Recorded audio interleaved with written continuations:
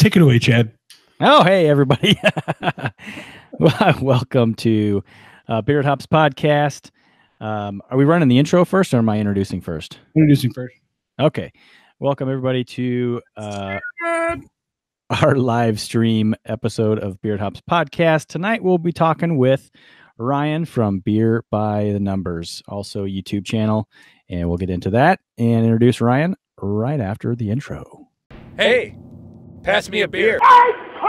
Look, at least promise me you won't drink. Alcohol always leads to trouble. Hey, who wants to play Drink the Beer? Right here.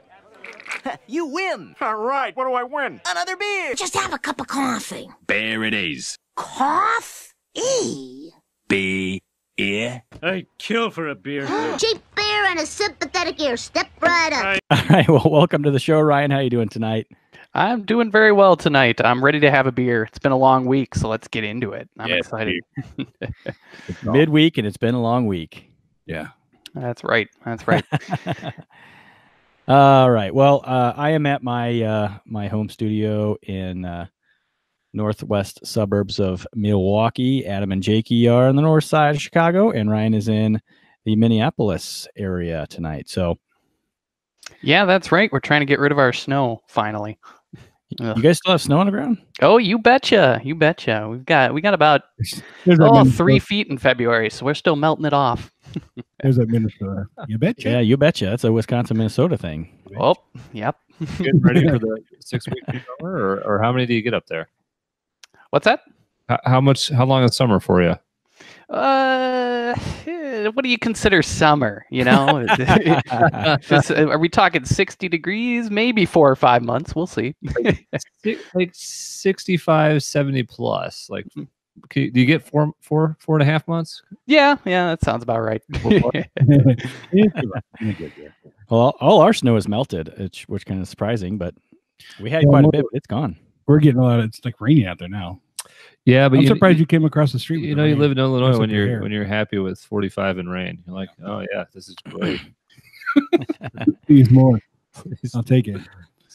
All right. Well, before we get into grilling Ryan on the show tonight, let's go around the room here and see what everybody is drinking. I'll start. I'm having a Bell's 1.5 aged Third Coast Old Ale barley wine. This was to 10 point. Year and a half aged. Look at you, Mr. Yeah, it was bottled on 9/11/2017, so it is 1.5 years old. It's a 10.2% ABV beer. I like that their bottle says it's shelf life unlimited. So I mean, I literally could have just let this sit for years, but you know, it was calling my name today, so that's what I'm having tonight. And who wants to go next? Ryan, what you doing, Ryan? What you got? All right, tonight I have the Cake Drinker by Fair State Brewing Co-op. It's brewed exclusively for a liquor store in Edina, Minnesota, which is one of the rich suburbs up here. So they have a classic pun on the old cake eater. They've got Cake Drinker here. So it's a milkshake IPA. What do we got in here? Citra hops, coconut, vanilla, that sort of thing. And actually, milkshake IPAs are something I've been trying to learn to love. So I've been trying to drink more of them so I can get into them. I had a good one recently. What's your ABV there, Ryan? Let's see if it should say on here somewhere. It's just a giant slice of cake across most of the can. So I know you do. Oh, here it is, really tiny, 6.8, and I just popped it and just hit me with coconut and vanilla. So. I'm gonna pour this out. Okay, that looks good. Adam, what do you got tonight there, buddy? I am drinking, what's this thing called? Insufficient Clearance from Sketchbook Brewing in Chicago. Hazy IPA. That's what I got, and I paid $3.25. Still has a sticker on it, eh? I got the sticker on it. Oh, you got the green sticker. Yeah. Yeah, that's what I got. Jake, you have a good one tonight. I almost had one. I was thinking about doing that, but I was going to ask you if you felt like because I didn't know if we were at a show. I got a 2019. Since Chad read everything on the front, maybe I'll read all of this. Highly acclaimed KBS flavored stout is good for everything. a flavored stout. What's it say? I can't even read that word. Don't. All right, good job, Jake. All Thanks for right, sharing I that just with us. killed That's it. really- Have I got the Excellent review. That's fine. Yeah, professional show here. Let's go. Hey, listen, I can talk. I can't read. we don't require him to know anything. That's why Well, I like there's a reason I'm not a beer reviewer. So our guests get to watch videos. I don't have to read anything. All right, so we're all sufficiently getting ready to be boozed up here. Cheers, guys. Cheers. Yes, definitely. Let's go. Drink it up. Mm. All right. All Well, right. Ryan, Well, tell us a little bit about yourself. yeah, Ryan, who are you? yeah, absolutely. So I'm just a self-proclaimed beer nerd. I'm a numbers guy. I work in Excel all day, and I love drinking beer on the nights and weekends. So, really, I'm just a guy who was absolutely fascinated by the world of craft beer after I got bit by the bug 5-6 years ago. And I came here on YouTube. I was trying to look to see what the beer community was doing here on YouTube. Some great podcasts out there, obviously. Great beer reviewers, but I didn't have the palate for it. I'm a little bit too much of a local vor to have a beer channel that really grows and thrives here on YouTube. I'm not out chasing the big national brands. I'm really just drinking a lot of local stuff from Minnesota, Wisconsin. So I didn't really feel like reviews were for me. So instead, I just started reading and reading about beer, everything I could get. It's a great thing, a 3,000-year history. Great culture and community built around beer, and I just wanted to make kind of a video record of my exploration of beer in general. And any weird numbers or stats I could find too were always welcome for my brain. So yeah, I guess that's about it. I knew you were a numbers guy just from watching your videos. It's pretty easy to tell you're a numbers guy. And obviously the title. And you're obviously a research guy, right? I mean, these videos, you're not just like, ooh, I have an idea, let's go record that. You've got to take time. Oh, absolutely. I spent quite a bit of time researching these videos, mostly online. Actually bought a few books, though. I'm developing quite a nice little beer library.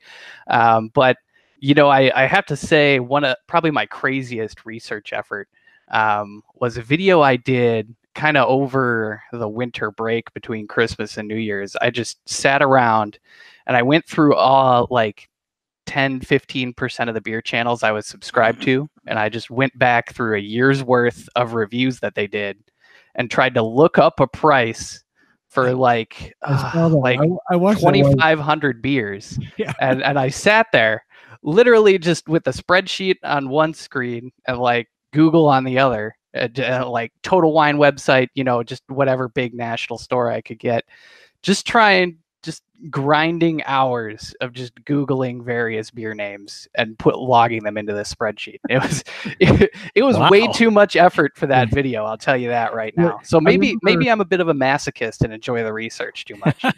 I remember the video specifically because obviously we do beer on here, and I was trying to see what everybody's spending on it because I haven't even began to calculate what I've spent on it. So, but I was thinking the whole time, how much time did this take him? It's this is insane. I think that I tried to track it because I knew it was going to be crazy. Because I actually wanted to know how much time I was going to.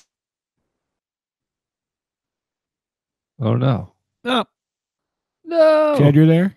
Yeah, I'm here. Okay, I was gonna say we just Ryan, we can see your frozen face, and if you can hear us, I guess give us a second. see if you can get logged back in. Yeah. So if you guys haven't checked out Beer by the Numbers, his YouTube, it's really interesting. He's got just a ton of information.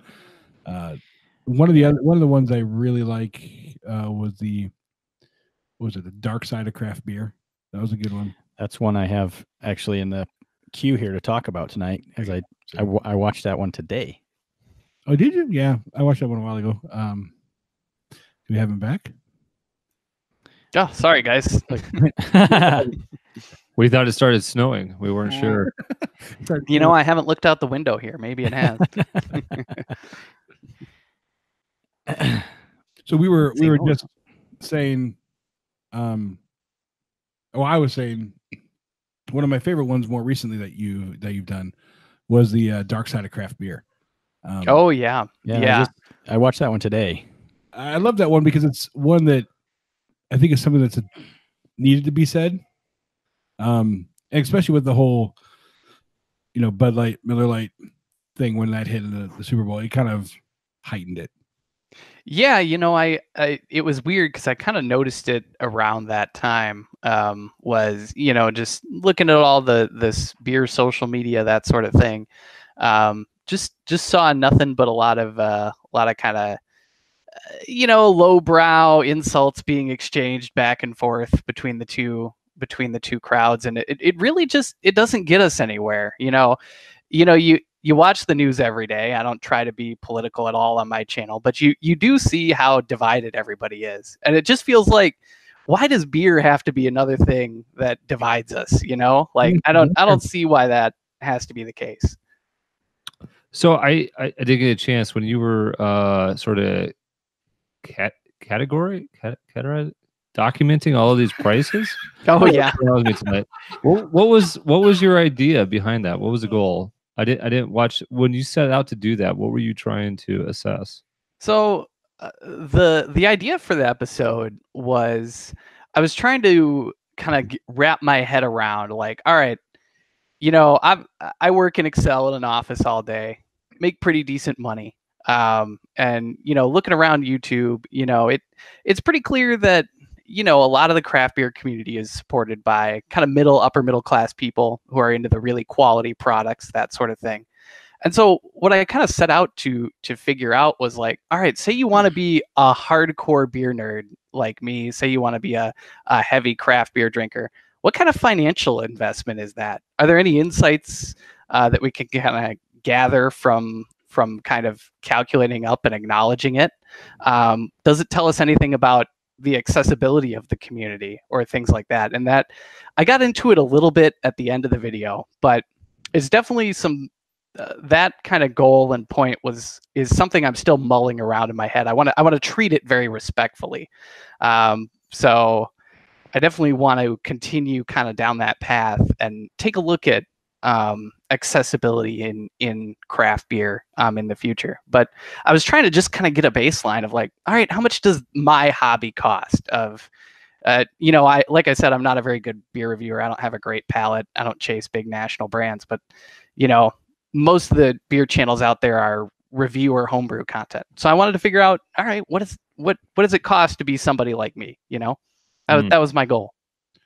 Yeah, so he had picked some different beer tubers, as I call them, and went through the beers that they reviewed, and then got the cost of those beers just to see what would it cost you to have a beer channel and drink those beers. Well, I would think that some of those channels, as they grow in popularity, they'll start getting beers sent to them by people that want to be reviewed. Sometimes, but for the just the general discussion of, well, forget if I have a channel, what if I'm just a consumer in this space? I will say personally, at somewhere at the start of 2019 into 2018, 2019, the wife and I one night had a conversation about this. Conversation, and we tried to say, well, how much did you spend in just 2018? And I was like, well, what are we counting? Are we counting beers I brought home? Does this include beers I purchased at location on site? So anyways, I let the wife come to a number, and then I said, yeah, let's go with that. Is she watching right now? I hope not. Because I started doing the math, and I was like, holy shit, I spent a lot of money on this. Yeah, I'm lucky in the fact that my wife loves craft beer as much as I do. So when we go to the beer store, I can't take all the blame for buying it. It's her picking that stuff out too. So it's pretty easy for me to go, we're buying this. Oh, okay, cool. So yeah. Now, do you have multiple stories that you're working on like at the same time? And like when one's ready, it's ready. And when others are, you're just kind of continuing to collect until you feel like it's something that's ready to be sort of thrown together and pushed out? Yeah, some of them are like that. Some of them require a little more kind of time and thought. Here, I'll give you guys an inside scoop. So next up is history of malt liquor, which is very fascinating. That kind of sector of the beer industry. And yes, I am going to call it a beer. I'm sorry. It's You won't it is, complain about it. It's fine. yeah. I don't. But some people get really touchy when you try to malt or lump in beer and malt liquor together. They for some reason think they should be separate for whatever We should do a reason. malt liquor review on this one night. Anyway, go ahead. Yeah, and then but as I'm editing that video, I'm writing another one on whether or not breweries contribute to the trend of gentrification in the U.S., which I think is a really fascinating topic. That's going to be an interesting one. Yeah, I'm not done with all the research yet, so I don't quite have my kind of opinion or thesis fully formed, but it's been, that one has been really cool to research. And then you can just, and I'm sure you guys do this too, but you can just look at where breweries are and kind of just sit around for 4 or 5 years, watch the neighborhoods transform.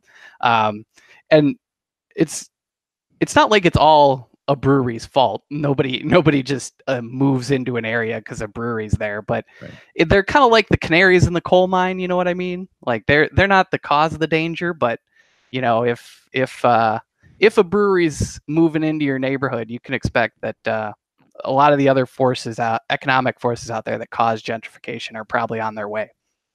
Huh. Interesting.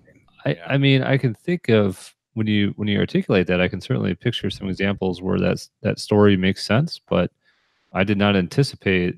I certainly didn't think about that. I mean, I'd be pretty excited if we had a brewery even closer to us.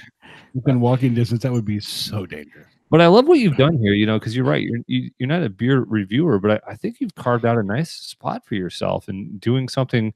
In some sense, you're a beer historian, but then you're also kind of like a beer investigator or sleuth, maybe. Yeah, that's what I've been trying to do more of that lately. A lot of my earlier videos were repackaging a lot of stats, things like that, as I kind of I didn't worked my way up to a creative vision. But now, I'm definitely enjoyed that video. I didn't know those things, or for many reasons, I enjoyed the history of using sex to sell beer. That was a more recent one. I mean, just looking at stuff you did in the last few months since Adam told me about you, it's been sort of a combination of either history or you're kind of investigating something. Yeah, that's been really cool. It's whatever topic catches my interest for 2 or 3 weeks. I probably the main issue is I probably just spend way too much time thinking about beer. That's the main thing. I just need to drink more and think less. That's probably my issue. Now I've bounced all over your channel. I haven't paid attention to how often you put something out. What's your frequency? Oh my goodness. So for about 1.5 years, I was every week or at least bi-weekly, which was quite the schedule to keep. Everything was right around that 10-minute mark. And it was kind of a crazy pace, but I'm getting married in about a month here. I'm going to be moving. So, life's catching up with me a little bit.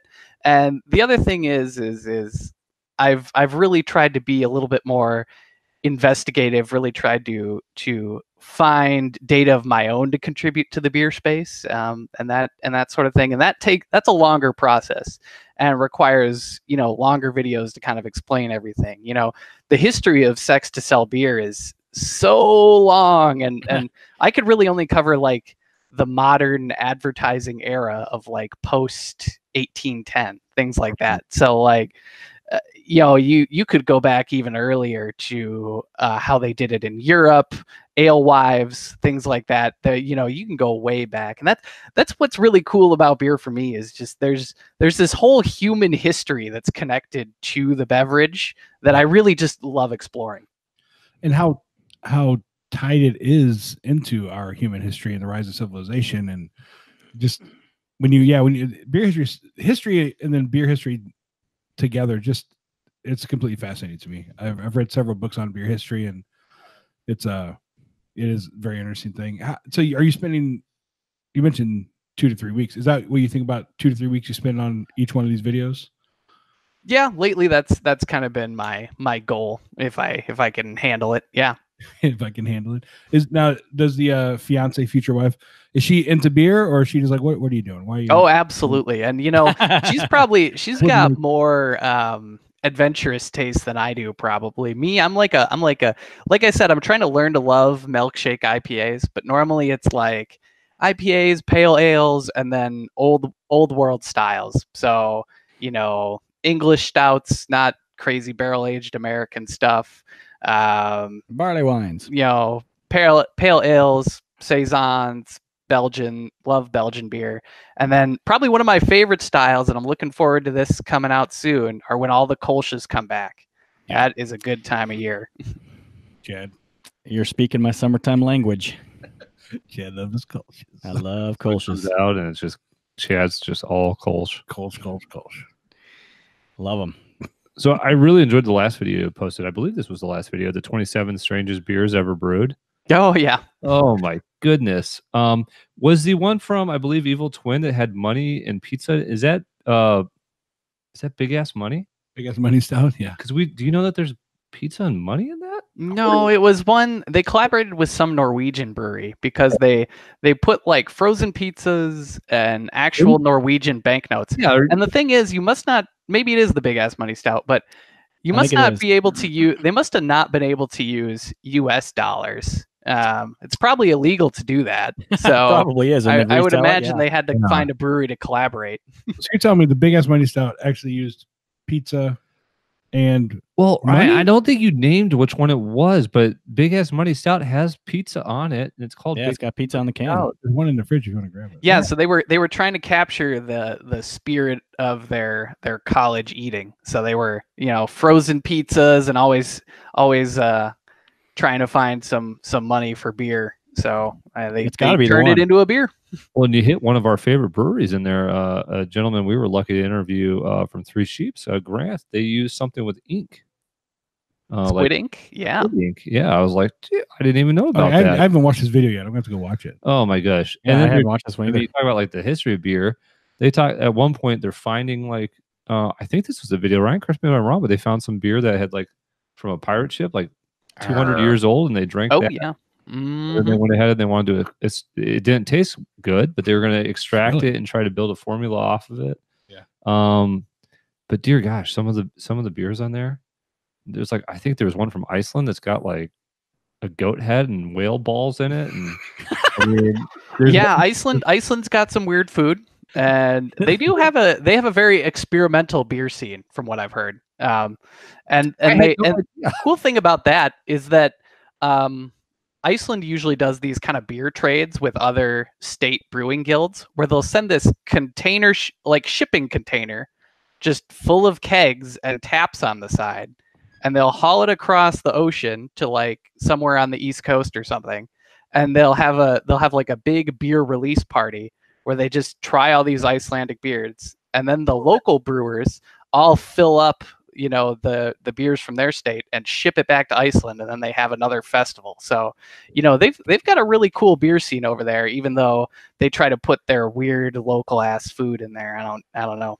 So I just quickly Googled Big Ass Money Stout. Is it actually brewed with pizza? Yeah, in Norwegian money? Yeah, and it says it is. They're really into pizza. What's it called? Frozen ham pizza is what they have. It's added to the boil, and then money is added after the fermentation, kind of like how you dry hop. Really? So I am fascinated though by this freighter of beer. I'm thinking, gentlemen, we have a new opportunity in front of us. What would you straight to Chicago, right? No, I'm thinking we buy a boat, we become beer pirates. I want to commandeer that ship and Captain Chad's already got a boat. I got a nice big boat. We got the big boat, Let's little launch dinghy. the fleet. But then hold on. Could you imagine us going down? We have a tugboat, right? With the big red, his big boat, and then the little tugboat right behind. Little mini tugboat. Can't even keep up with Big Red. I will pull the tugboat with the big boat, but I can't go very fast. Yeah, exactly. Right. So the last beer, and I really do recommend anybody out there that's just. I mean, the last episode, it's funny, but there's some history in there too. The last one I'll mention, and there's a whole. I could talk about all 27 of those, and your last one, Ryan. But here we go. There was one. I think it was No, was it panda or maybe it was elephant poop? Oh yeah. So they, so in Oh, what beers Indonesia, to they avoid right now?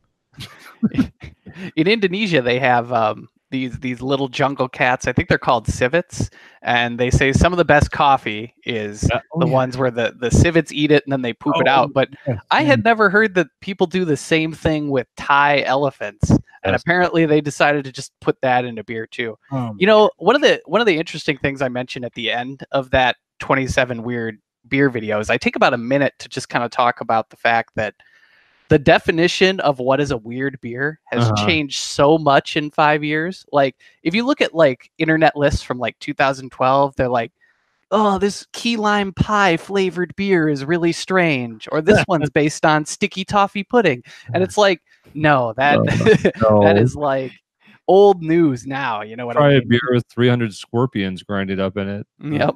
What is Fear All right, Factor? I'll say one more. There was a funny one. I don't remember, Ryan, what the concert was, but there's a huge concert, and when you host a big event like that, there's a lot of cleanup to do. I mean, there's trash, but one thing that there's a lot of cleanup of is all of the piss. People are getting drunk and they're filling up porta potties. So they used like 30,000 gallons of piss to irrigate a field, and then the following year, I mean, what was it, hops or something? Yeah, they grew the barley. With barley, yeah. And then Are you talking about Bud Light? no, there is a good joke in there. You do make a great joke about piss beer, but and then they resold the same beer made from the field that had been covered in the piss to the next when they had the concert again the following year.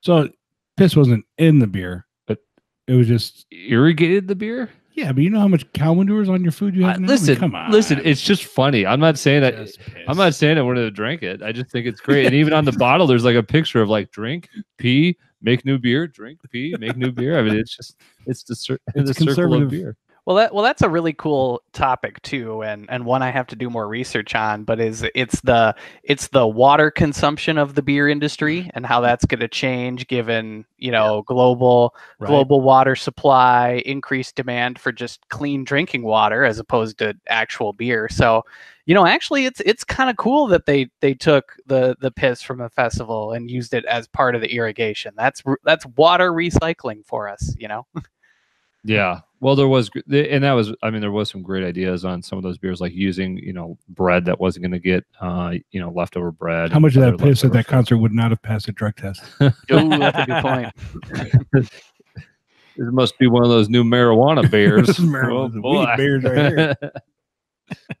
But I was just cracking up the whole time. I was actually watching that episode on my train ride to work, and I was just laughing. Good stuff. Chad, you got anything? You're so quiet tonight. No, I'm interested in the whole conversation. It's hard to I don't want to like interrupt and break in. All right, now's my chance. Yeah, go. Well, I was going to say let's take a quick break and see what everybody thinks of the beers they're drinking. Oh, mine's almost gone. We're gonna have to break into a second one. I think I need another beer. Yeah, that's what I'm thinking right now. Ryan, how's that milkshake IPA treating you? It's pretty good. Where I always kind of go wrong with these is I always think to my, I could usually come up with a logical reason why maybe not with those strange beers that I did, but I can usually come up with a logical reason why a style exists. Either somebody was trying to avoid a certain tax during a time period. Usually that happened a lot in the UK, over which is the reason a lot of English beer styles got invented in the first place. But I don't know what possessed somebody who was to think, what I want is a hoppy milkshake. I never got that one. Okay. But you know what? I could tell that this one is more IPA than milkshake. So, it's kind of treating me right in that way. Definitely get the big citra hops on the front, and the vanilla and the coconut kind of play a secondary role. And it's not like overly or cloyingly sweet either. So I enjoy the balance of this one for sure. I've had some decent milkshake IPAs. There's two of them.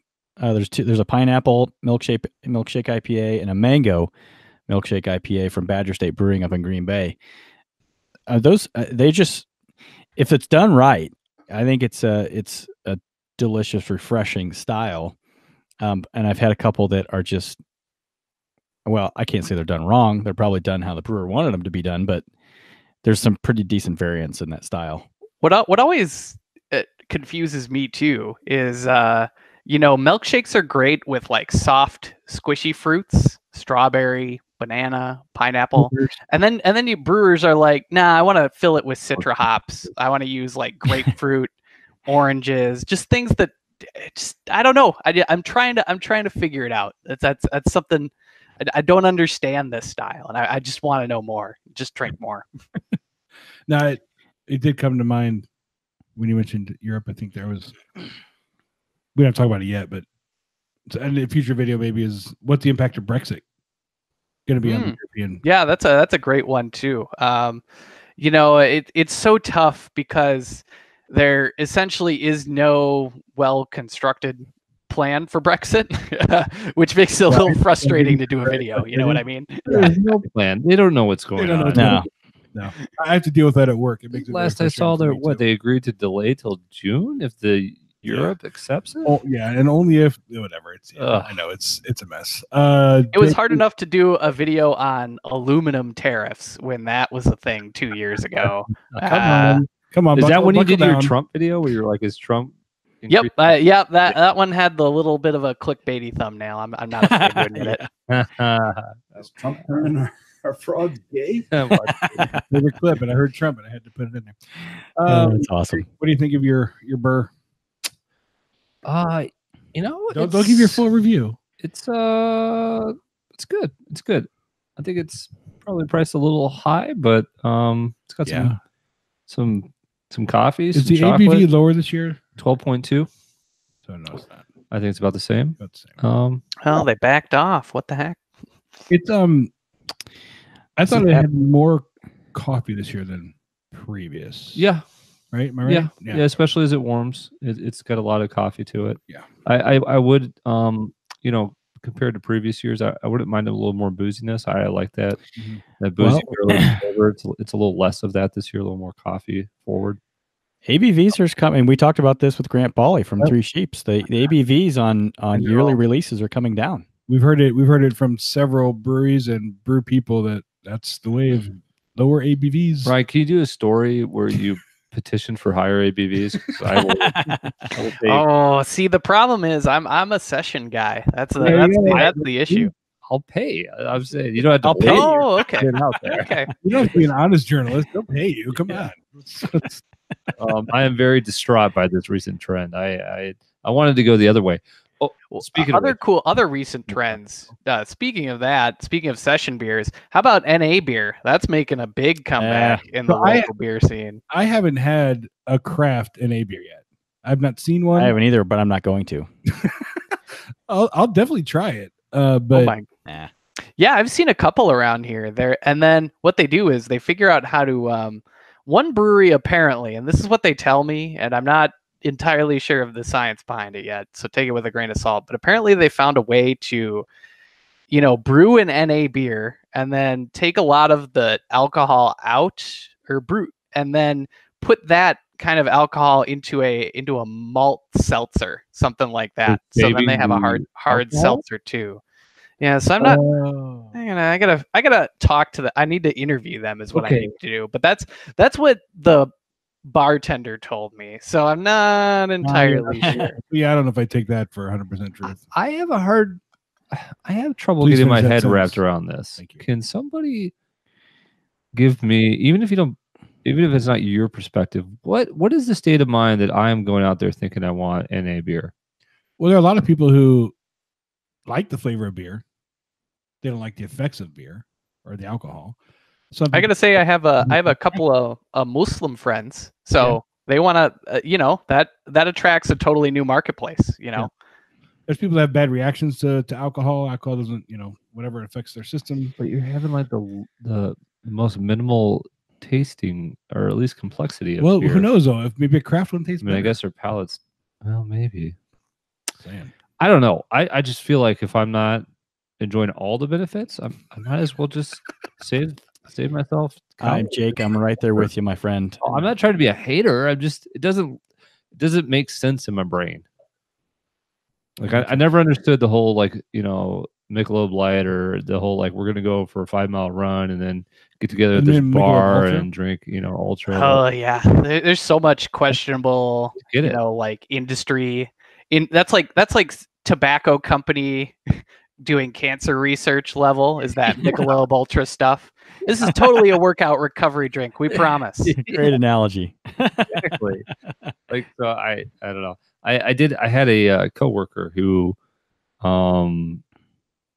for health reasons, just to be better in general, It's like the second show in a row where a beer exploded on me. started the year off doing 60 days, January 1st.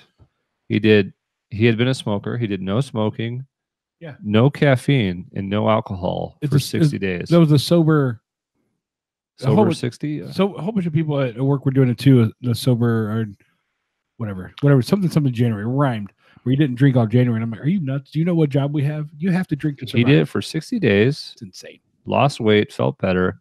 But I will say, I went out to dinner with him on a couple work dinners. He was sucking down non-alcoholic beers, like six in 2 hours. It's like every ounce of alcohol that you can. I was like, dude, if you have 6 of them, does that still count as like, I don't know. Triannuary, I think, is what you're talking can about. you be addicted to non-alcoholic beer like an alcoholic? That's an interesting question. Is there like a placebo effect happening? I don't know. That could be. That'd be interesting too. I need to look up how they make non-alcoholic beers because I don't know what that process looks like. Right. Have you done a show on the trending to lower ABV, more sessionable? Is there an episode out there, or have you thought about that angle? I usually mention it kind of in passing. I don't think I've ever done a real deep dive on the topic. Really look into which styles are coming into popularity. I tried to predict like what was going to be the hit style of the summer. Was it last year or 2 years ago? I didn't do so well. I was looking for pineapple stuff, and it didn't quite make it there. But yeah, I mean, you especially seasonally, you're seeing just all your dark beers almost disappear completely, like June, July, August. Because I remember we tried to take a friend out who was up visiting us, hanging out in like August, and he's like, I like dark beer. I'm like, oh, okay, I know a great place. They had one half like amber ale porter on tap, and then everything else was pale ale, Kolsch, blondes, stuff like that. Chad will drink a dark beer 90, 100 degrees outside. Oh yeah, I'll drink anything anytime. I'll drink a Kolsch when it's -20, and I'll drink a heavy stout when it's 90. You've been to Central Waters Brewing? Oh yeah, love that place. Amherst, Wisconsin. Yep. Yes. Yep. One of my favorites. That place has probably my favorite bar setup of any brewery. About that one. They have some of my favorite prices of any brewery I've ever been to. It is inexpensive to drink there. Like, what are we talking? What's that? What are we talking? Like $2 a beer? Like how? Jake's gonna make the drive because it's in every pour is probably $3 to $5. Yep. He'll justify it to the wife, but it's so cheap. And then you can buy not going there. We're losing money not going. You can buy their 4-packs at the brewery cheaper than you can buy them in the store. Sons of bitches. Well, last summer I was up Traverse City, which is, I think does that count as the UP of Michigan? I don't know. I'm not quite a Michiganite, but I found a really small local fantastic brewery called Hop Lot, and they had a great sort of outdoor area. So sitting there with my family, and they're all drinking. There was like a strawberry ale and some other I forget now, fruity, but some other lighter sessionable beers. And I go in and I order the one that they sell only like 8 ounces. It's like a barrel aged stout, and I'm sitting out there, and we're sweating, and I'm just loving it. They're like, "What is wrong with you?" And I'm like, "I know this is not how I used to be, but it was so good." I was like, "I can't not come here and not have their best." I'm such a seasonal drinker. I went out to a bar the other night, and there was a Maibach on tap, and I just like gleefully gulped it down. I was so happy to see a springtime ale on tap. It gives you hope. Spring is here. Yeah, there's still snow on the ground, but damn it, there's Maibach in the bar. So that's an excellent style if it's done if it's done right, there are some really, really good ones. Capital City Brewing in Madison, they do a Maibach that's really good. Actually, their family of beers are really kind of based around the Bach style. They all have this kind of toasty flavor to them, and that their Maibach is excellent. You know what I wanted to try? I forget the German word, but it's been going around kind of the beer section of Instagram lately. Is the hot iron poker in the Bach for about 2 seconds to give it some smokiness. And Oh, then you yeah? drink it. Yeah, I need to try that this summer or sometime, maybe winter, I guess. Yeah, it's probably more of a. I mean, if you're talking about seasonal drinking, it's probably more of a late fall style. I guess I gotta wait. So let me understand. You take a hot iron poker, stick it in your beer. Yes, Jake, your beer, and then pull it out, and then it's supposed to add smokiness to your beer. Yeah, apparently people say it makes it smokier and gives it a much creamier texture. So just stick your thing places, man. That's all I'm saying. Well, stick your thing places and make it creamy. Oh God. Maybe we should try that this summer. Put the poker in the fire and put it in the beers. Wow, I've never heard that one. That sounds interesting. Chad, you tried first. What's that? All right. Oh, I'd try it first. You didn't tell us what you thought of your sketchbook. I don't remember. You're on to something else now. Yeah, I already moved on to Boddington's. What do you think of the sketchbook? It was good. I've had it before. It's not the haziest of the hazy. It's not juicy, as they would say. Not very fruity, as like a lot of the hazy New England IPAs are. A little bit more on the IPA bitter side, but it's a good one. I mean, sketchbook. I'm not sure if there's anything sketchbook I've had that I don't like yet so far. So they're good. So, Ryan, we just had our Adam here, our captain here, just got back from a little trip to Texas. Can you give us any highlights of your more bad beer laws, Texas beer law episode? Oh man, that one was so long ago. Let's see, what were they trying to do? They were trying to limit. I don't even know if it ended up passing. They were trying to limit breweries to a certain size before an excise tax or something like that. But the gist of all that is that the one historical event you can trace pretty much all bad beer laws to is Prohibition. Because after Prohibition ended, the federal government basically said, all right, we're going to start collecting taxes on alcohol, but we're not going to tell you anything else about what you can make, what you can brew. Like we're not going to set any guidance there. So it was up to every local, county, city, HOA to decide, what kind of booze they were going to allow. And so you've got all these crazy, like 3-tiered distribution models everywhere. You've got exceptions in one state that don't apply in another. It's really just a ginormous mess. And, part of covering those bad beer laws back then was to just kind of demonstrate the hypocrisy. I think one of the big ones was when Guinness was trying to build their big facility in Maryland here, their kind of U.S. flagship hub. They were really looking for tax exemptions. And then, of course, the lawmakers set all these like ridiculous standards to get tax exceptions. So you got to have brew some number of thousands of barrels a year that only 2 breweries in the state would ever even touch.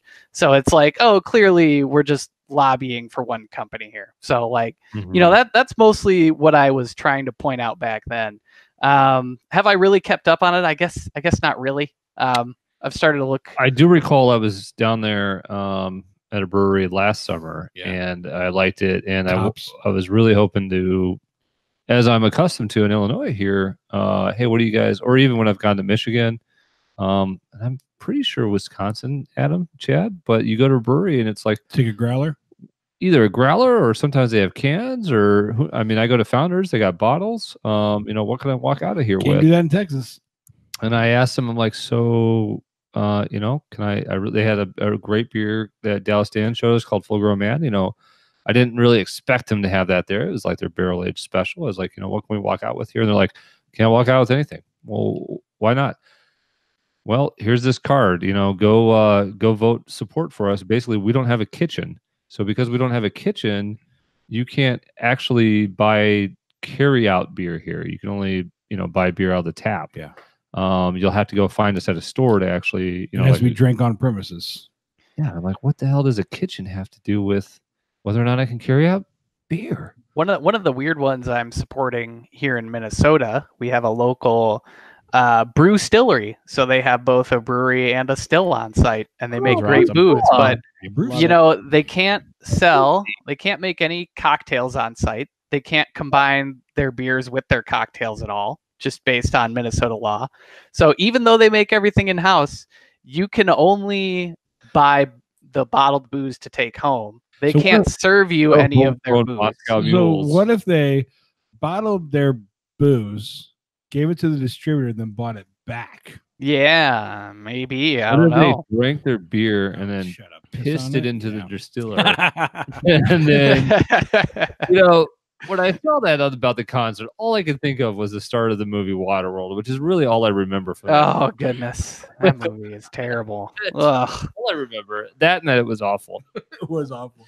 I remember, I wish I could remember the name of the documentary, but I watched a documentary on small brewers trying to make it. Basically, it was on Amazon.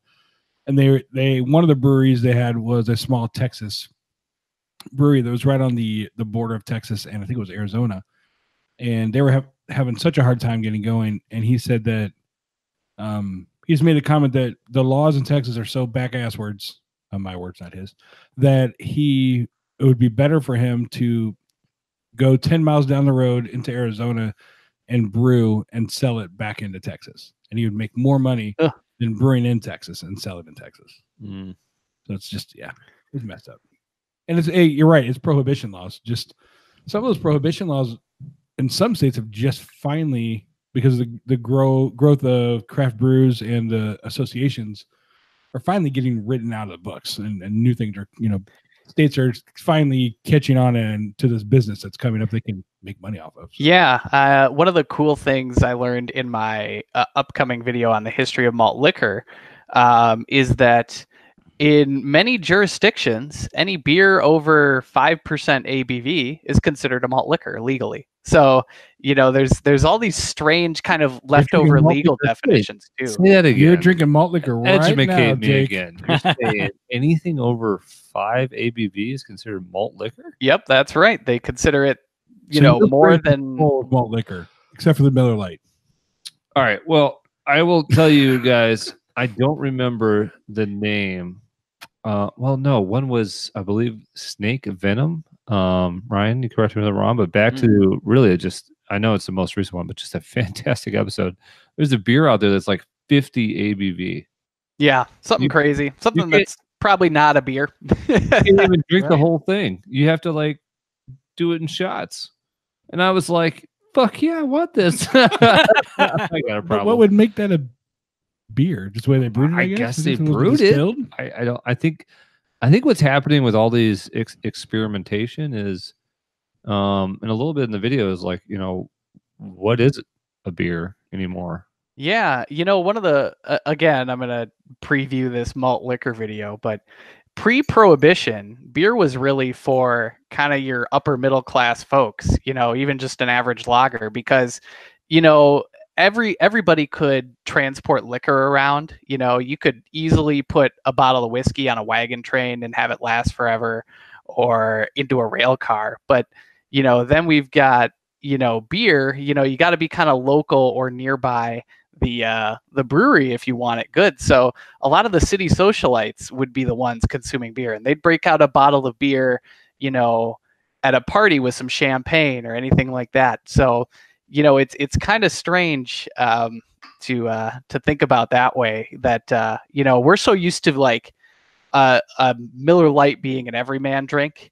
All the other beers that are for everyman, Busch, right, Keystone, and just all, but PBR. That's crazy.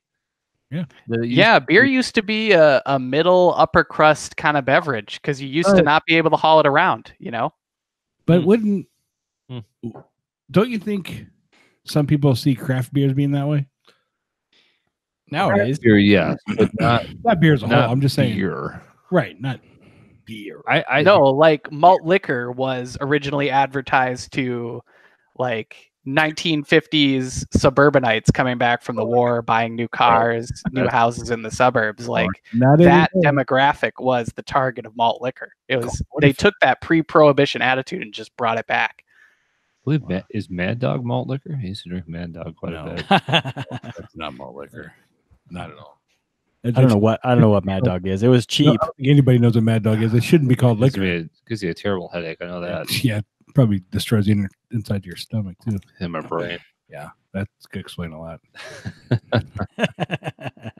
So, right? Do you feel like? Do you have? I mean, it sounds like you support a lot of local beer, and when I hear that, I'm thinking small business. I mean, do you feel like you have a side on big beer and small beer? You know, I'm pretty split down the middle. So I recognize that, you know, for me, I love my local brewery. I love what they bring to the table and the experimentation and things like that. But what I've kind of really recognized over the last year or so, I think, is that everybody's got a different value set, you know? And it's not just for me to like project my values onto everybody else. I feel like a lot of people do that online today, especially here on YouTube, Reddit, Twitter. You know, everybody's trying to just make the case for their value set, which I get it. Like I said, we're feeling very divided right now. So, you know, it's totally within reason to think that people would want to project that same thing with their beer choices. But I find myself being kind of like the Switzerland between that craft beer, big beer debate. I don't necessarily go out and buy a lot of Bud Light. Hardly ever drink it, maybe at a tailgate. But you know, I spend all my dollars with craft, but I don't blame anybody who does go out and buy big beer. You know, they've got a different value set than me. And don't get me wrong, I'm not afraid to criticize AB and Bev for their shady ass business practices. But you know, at the same time, I'm not going to blame anybody for making a choice on what they want to drink. But at what point does AB and Bev or one of these guys come to you and say, "Hey, you know a lot about beer. Why don't you come be a consultant?" Fair enough. Yeah, I guess I'll have to figure out how to cross that bridge when I come to it. Research out there. That's a good point. I'm just gonna be honest and say you put enough money in front of me. Okay. All right, let's talk. Hey, everybody's got their price, right? Yeah, too right. Mine is pretty cheap. To be honest with you. So. What are if you can throw them out there, some of your favorite local breweries in your area? Oh no, did we lose them? Frozen. That Minnesota internet. Nope. I'm gonna have to have a conversation with my ISP, I guess. Get those. Or maybe the Google Hangout saw my beer was empty and I got to open another one. So I have Night Rail Porter by Oso Brewing out of what is it? Plover, Wisconsin. Sorry, yeah. I've had that. I visited them over the summer for the first time, actually, when I was in the center part of Wisconsin checking out some lakes. So yeah, I think Adam and I did we review this one in our, like early in the podcast, or maybe I did a familiar. You may have done a beer review. I may have done a Friday morning beer review or something with this one. That's a good one though. I've had that one. That is definitely a good one. Yeah. You know, this actually came to me in a beer club. A work colleague got me as part of as a gift for helping them out on a big project. They got me a little beer subscription, and I was kind of surprised to see a brewery that I had been to, because they said, "Oh, we get craft beers from all over the nation," and then the first box has a brewery I went to like 3 months prior, so it was kind of weird. That was a good pour there. Good camera work. Oh, thank you. Yeah, I do my best. I think I'm gonna have to steal a beer from you. We got over there. Yeah, whatever, dude. Oh, look. There's some stuff that's out of bounds, and you know what those are. So I got to look here. Ask for forgiveness, right? Not when they're right in front of me. Yeah, I've checked that beer in twice. The Night Rain, I gave it. I had it as a sample at a Brewfest, and Brewfests are kind of hard to rate beers, but I had it at home and rated it a 4.25. So yeah, it was a good one. Yeah, this, what I really am digging on here, first couple sips, is just, it's got that subtle malt smokiness that you're kind of looking for in kind of that old school English porter when they used to half burn the malt. So, yeah, it tastes good. Crystal and Munich malts. Reviewer. You sound like a beer reviewer right there. Come on now. I don't know, man. I watch guys, sorry, I should plug other channels, but I watch guys like Darwin's Beer Reviews out of New York who just drinks New England IPAs all day. And it seems like he can tell you any ridiculous off flavor problem that might be present in a beer. And I'm just not at that level. I just can't do it. Darwin is one of those who you watch, you could be drinking the exact same beer with him, and just go, what what are you talking about? Like he knows this stuff, and we've tried to get him on. Darwin, let's work this out, dude. Let's do it. Do it, Darwin. He's hard to nail down. He's got a busy schedule. So some of those, we just had David Nielsen on, who is Cicerone certified, and he does tasting classes mostly around Ohio. And some of these guys, it amazes me some of these guys that are so well trained at what they can pick out of these beers. Because I taste them and I'm just like, I taste beer. I don't know. I don't know what you're tasting. Maybe it comes from years of drinking a lot of beer. Chad. Yeah, that's kind of when I was trying to decide what I wanted to do on YouTube. That was a big thing. Like, all right, whatever it is I'm gonna do it damn well. And I am not on those guys' level. I could already tell, and I'm just but you found your niche, really. I mean, there's nobody else that I'm aware of on YouTube doing this, and with the amount of knowledge you provide, it's I love it. I love watching it. I love because you always learn something out of it, and so that's what makes it great. So you definitely found your niche on YouTube for sure. Well, I mean, in your channel, I mean, your subscribers reflect, the fact that people enjoy watching you. I mean, what do you got? 3,100, 3,200 people. Subscribing to you. Yeah.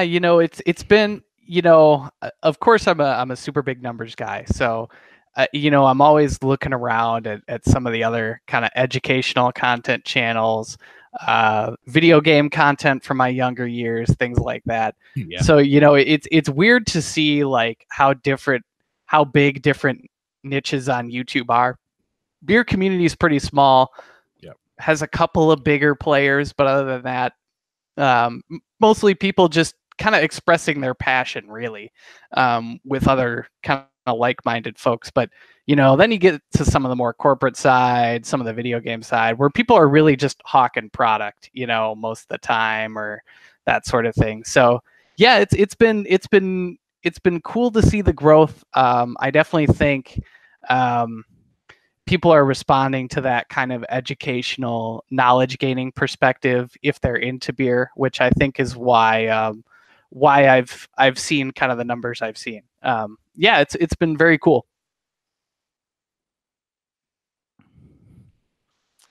Jake just went through my fridge. What'd you pick? Well, I'm a big Revolution, Chicago brewery, and I've had a lot of their heroes. I guess called. I thought for sure you'd had that one. I don't think I've had the Northwest Hero, so I grabbed that. So I'm going to check and see if I've had that. And then I do like red ales. So I saw this Cain and Ebel by two brothers that you had a 6-pack of. So I felt better about just taking them. But are you two-fisting? No, I don't know. We'll see. I mean, maybe. I was having too much fun down there. You don't even. I have way too many beers in that fridge. You got a nice. I love that beer fridge. Yeah, I got so many beers there. I should have been sneaking over here while you were gone. Yeah, you should have. The Two Brothers is good because it's one of those that has a distillery. Also, but they also not only a distillery, they also have a coffee bean roastery. Is that what you want to call it? So they do coffee beans, beer, and distilling. So they're good too. Well, what do you know? I've had it. I knew you'd had it. Because I love Revolution. Damn it. You picked it up. I was like, should we tell Jake? I was like, no, he's had that. Yeah. You guys see that Revolution is putting out like 20 ounce or 22 ounce bomber cans? No. God bless them. Good. I like it. You. I like it. Yeah. Did you also see they cracked the top 50 breweries by Brewers Association? I saw that last one that you sent us. Yeah. I think they're 45.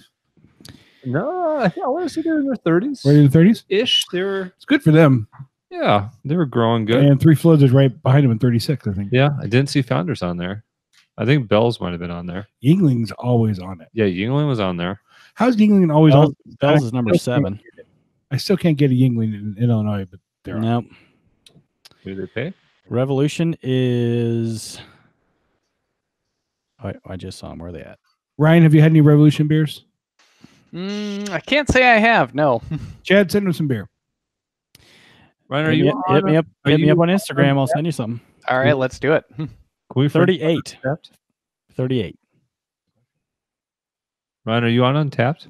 You know what? I am. Let me remember what my username is. Might be an old one. I think it's Podgenic. Oh, it's so hard to spell. I really should just change it to my channel name, but Who's got time? Somebody's probably stolen it already. They'll sell it to you. Yeah, that's right. Speaking of, let me go see if I can get that. And I just made Beer Brother numbers. And on, we there just we go. made a Got new it. All right. profile. I can't figure out how to search for new friends on. Here, I'll send you the logo. You probably drink cooler beers than me anyway, so it's all good. You don't know Jake very well. Well, that's a Keystone. That would be great. I don't think I've had a Keystone. How's that lawsuit going? Anybody know? Oh, the Stone Keystone lawsuit. Yeah. That was a fun little Twitter spat. Mostly, I don't know how the lawsuit's doing. This Twitter's been fun. Yeah, the Twitter is fun. I mean, what's his name from Stone? Greg Koch? I think it's Coke. I think it's right. COCH or KOCH. He's a great guy to watch on Twitter. He's a lot of fun. Yeah, that lawsuit will probably take years if it ever even goes to court. So yeah, I think I did a video way back in the day about the battle for various beer trademarks. How craft brewers had begun not only suing Big Beer but suing one another. It was kind of crazy. Actually, the reason that video came out is because there was a local brewery that right as soon as Dilly Dilly hit the airwaves, they made a Dilly Dilly Pilsner or whatever. Yes, I heard and that. the Bud Light crier showed up with a scroll. Oh, yes. And just I saw that video. Bud Light paid an actor to come in and read them a cease and desist off a scroll. I have. I remember and then it. they the brewery. That was really great to see. That was really funny. It's good to see when those big guys that normally don't have any sense of humor whatsoever finally get one. But then I believe that happened in Minnesota, and that was the year the Super Bowl was there. That's where he's at. Yep, that's right. Yeah. Mhm. Did they offer them tickets? He's in Minnesota. Oh yeah, that's right. They did offer them box seats or something. Yeah. Yeah. And then I think they raffled them off, and Yeah, because they they did, only had yeah. 2, and they didn't want us, so they raffled them off and gave the proceeds to charity. Or they did something good with it. But yeah, The whole thing was good because, like I said, I'm a little bit Switzerland when it comes to the big beer craft beer debate, and I thought the whole thing was just funny and everybody did the right thing. So I don't think you're Switzerland. no, you don't think so? I think you're you didn't get in the fight, but you still have an opinion, because I tend to side with the craft beer, but I do have Miller Lite in my fridge. So do you have a big beer in your fridge? Not right now, actually. No, I don't. But I show up to a tailgate. My buddy's got Coors Light laying around. I'll take a silver bullet or two. No problem. Taking a bullet for the team. You have no problem with rice syrup or corn syrup, do you? Yeah. No, they all ferment out the same. Doesn't Right, fucking they all matter. taste the same. Doesn't really matter at this point. I didn't even bother to do a video on that. I didn't even want to insert myself into that whole fiasco. That was crazy. That was too much fun to watch. Really, it was just the way obviously it went down, and then I almost instantly grabbed my phone and went to Twitter to see what was going on beer Twitter after that commercial. And The weirdest part was the corn lobby coming Yes. up into Yeah, there. And that was like, pretty no, cool. there's nothing wrong with corn That was syrup. fantastic. And then you have all the All the farmers. all the The farmers. I'm farmers. never drinking that again. That was a miscalculation by somebody. Yeah. Well, we created a lot of attention. We just lost the whole Rust Belt. right. There goes Iowa. Yeah. Have you had it, Ryan? Have you ever had any? Have you ever ruffled anybody's feathers with any of your videos? Any blowback? Anybody that was upset and maybe expressed that to you? You know, I made a great video because I was looking at my channel analytics because I'm a numbers nerd. I want to know everything about my audience that I can. Did your KKK beer upset the KKK? Yeah, I did mention that one time, but you know, I saw like the number 3 or 4 channel I was getting views from was from India, and I was like, what in the world is going on with the beer scene in India? And there's one kind of beer brand that is super on the rise with India's rising middle class, and it's called E19. This particular brand I kind of presented as a craft brand, even though it was more of like a contract brew kind of operation. Sure. A lot of people didn't really enjoy that very much. Some folks were pretty critical as to like, hey man, this isn't true craft, whatever their definition of craft was. Mm-hmm. You know, even though, you know, Police came out. Sam Adams got their start doing contract brews, Mhm. and they're one of the craft beer pioneers. So they were all, Boston Lager was all contract for a long time. So regardless of whether or not you think they're craft today, they used to be. So, you know, I you know, that one drew some criticism, and then there's, you know, just general YouTube trolling. I don't like your voice, man. You know, just whatever. You know, but you know, old quote, you got to be hated to be loved, that kind of thing. So I take it all with a grain of salt. I don't mind. Thanks for stopping by, commenting, and giving me a view. Mm-hmm. That's right. Now, do you homebrew at all? I do some home brewing. You know, again, when I was looking for a niche, I saw there were a lot of great home brewers, but I lived in like a 1-bedroom apartment at the time. These guys had garages full of beer equipment that were bigger than my apartment. So I was like, oh, that's going to be another niche. That's going to be a struggle. You know, I'll brew you a great extract kit beer. I'll I'll nail that for you. I'll do a good job on that. You know, I just recently, and I haven't actually reviewed it on my channel yet, which is kind of a shame, but my fiance and I brewed a beer that was, I finally went out on a limb and started altering recipes. And we brewed a coffee cream ale that was inspired by the fancy Starbucks coffee cream ale cold foam cold brew thing, and it was like salted. So I added some salt and some flaked oats and some other stuff to the brew and tried to make it. It came out all right. I need to add a little lactose sugar next time, but I thought it was pretty good. Yeah. Was this based on a recipe, or were you just experimenting?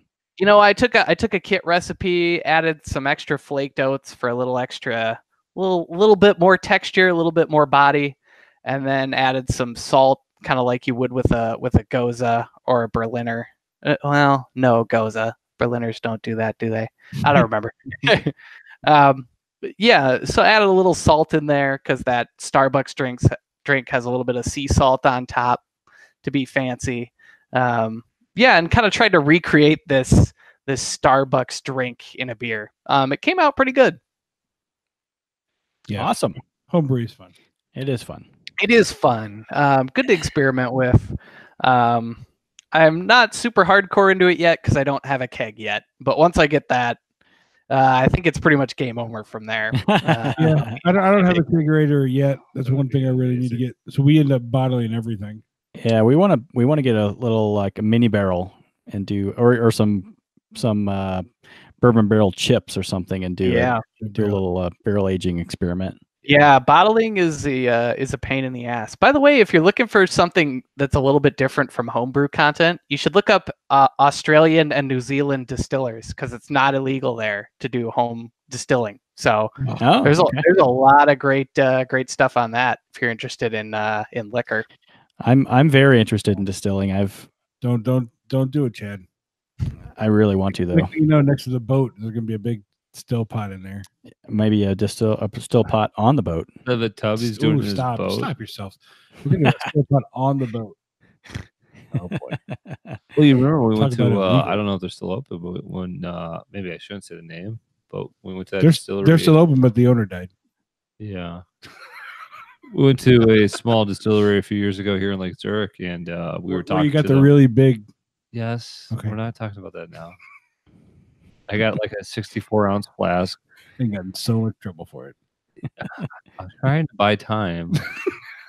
Anyways, go on. long story short, they told us that I don't remember how they were able to acquire it. It was a friend of a friend or something. Well, yeah, the neighbor started doing it in their garage, right? But yeah, they were illegally distilling in their garage with a 50-year-old or 30, a very old piece of machinery that they were able to get their hands on. Distillery. I don't remember the terminology for the apparatus. Is that illegal in the U.S.? to home distill? Is that a state law? As far as I know, yes. Because Yeah. I know there's a lot of home brew websites where you'd get home brew materials that you can buy a still. Just saying. Well, We can do it. I'm just saying. so what is that? It's not illegal to sell. It's just illegal to buy. still? You can have the still in your house. You just can't use it. Use it as a planter. That's where you gotta use it as a planter or something. Yeah, I'll have to look that up. As far as I know, the only thing that got legalized was home brewing by good old Jimmy Carter. Jimmy So if you need a Carter, favorite president, that's an okay one to pick. That's all I'm gonna say. I'm going to use that. Thank Well, you. there's a lot of previous presidents that I would choose to love over what we currently have. But Oh boy, here we go. Oh, and on that note, yeah, Ryan, we don't want to monopolize your evening here. So, is there? I mean, your channel is super successful. Your videos are great. Is there anything else you want to say or promote about your channel? No, just head on over to Beer by the Numbers on YouTube. Grab if you're, beer science, beer history, anything like that. You just want to learn more about that beverage that you love. That's the place to find it. I'm a guy who just loves sitting around talking about beer. And that's what I love doing. So I get way too into it. So and I need more people to watch and more comments because my friends are tired of hearing about it. So I can't keep explaining the same things to them. Well, you do a great job. I mean, your narration is great. You've got this kind of, it's like kind of easy listening voice. So your videos are easy to watch. So that comment about your voice didn't come from Chad. Gotcha. It came from Jake, but not Chad. I like your cadence. I like. Yeah. But you don't The like his pace. voice. Yeah, there's quite a few different people take inspiration from. Part of how I found my niche was just saying, all right, game theory does what applies weird science and history to video games. Maybe I can do the same thing to beer. Mhm. So that was one of my big inspirations too. So yeah, it's been a fun ride. Yeah, I love it. I love talking about beer all the time. Well, you've got some new fans here, and we'll definitely spread the word. And Yeah, for sure. feel free to come back anytime and talk beer with us because we definitely like to talk about it too. So Oh, I'd love to. Yeah. Well, thanks for joining us tonight, Ryan. Fascinating conversation, and come back, like you said. Beer by the Numbers on YouTube. Check it out. Thanks, Ryan.